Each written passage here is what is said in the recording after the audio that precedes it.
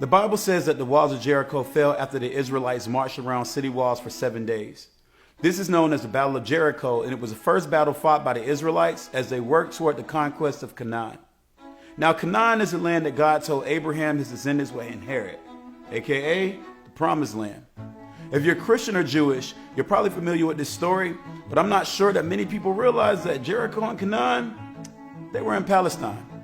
The first written records referring to Palestine came about around the 12th century BCE in Egypt.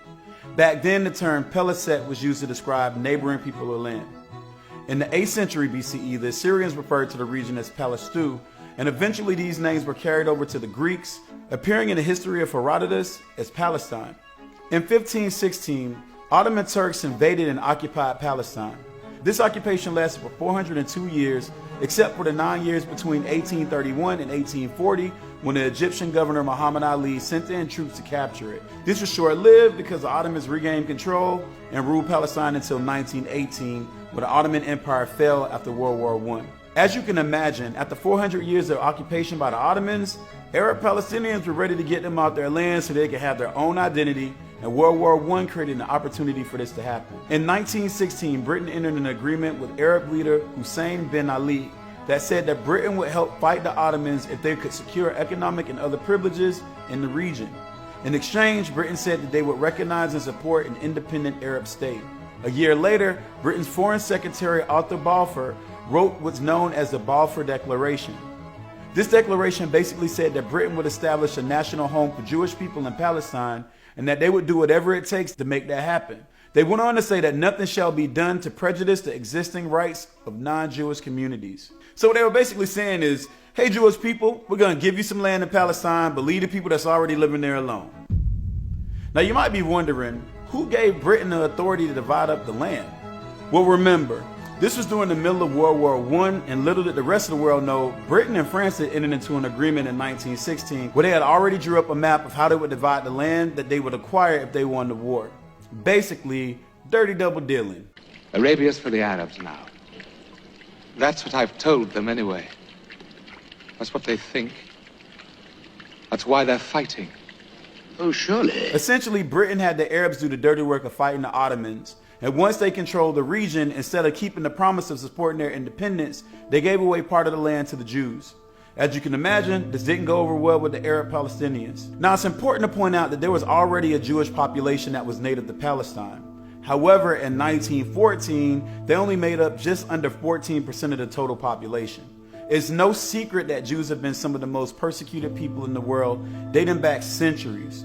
Besides that, they have historically been known as a people with no land.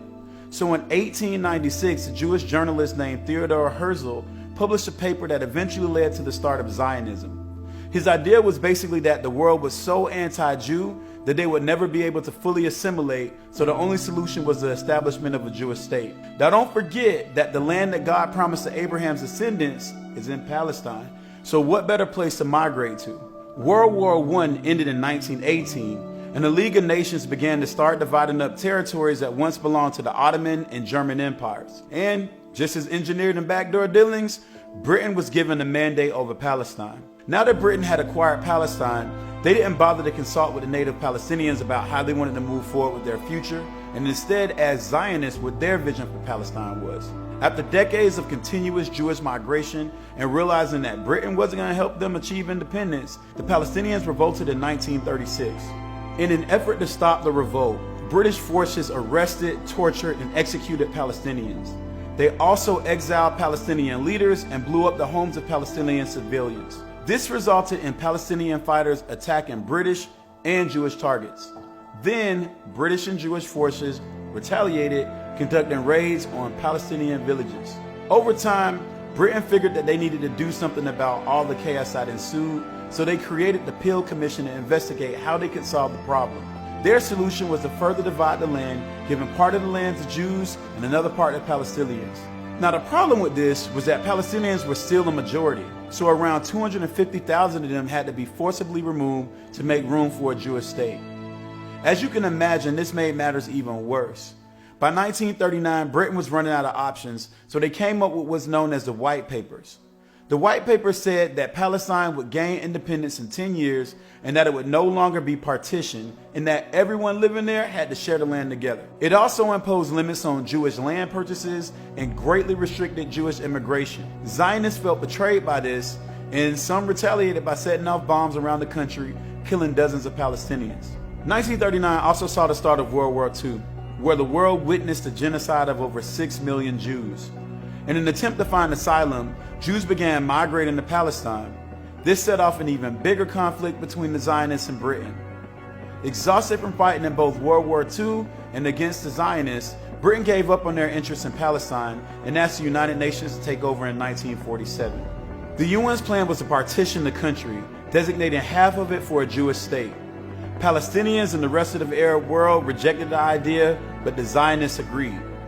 Knowing that they had the stronger force than the Palestinians, the Zionist militia was instructed to drive out as many Palestinians as possible to seize more land that they had been assigned by the UN. On April 9, 1948, more than 110 Palestinian men, women, and children were slaughtered by Zionist forces. The massacre took place in a village called Deir Yassin during what's known as the Nakba, which means the catastrophe in Arabic. 91-year-old Dawood Assad was there the day of the massacre and was 18 at the time. Friday morning, they attacked us. They found my uncle, and they put him on the wall, and they shot him 8 bullets in cold blood. My grandmother, she went in the village to see my mother. On her way, she got shot. כמה אתה חושב אנשים הרגת ככה? לא ספרתי. אני לא יכול לדעת בחיי. היה לי מקלע עם 250 כדורים.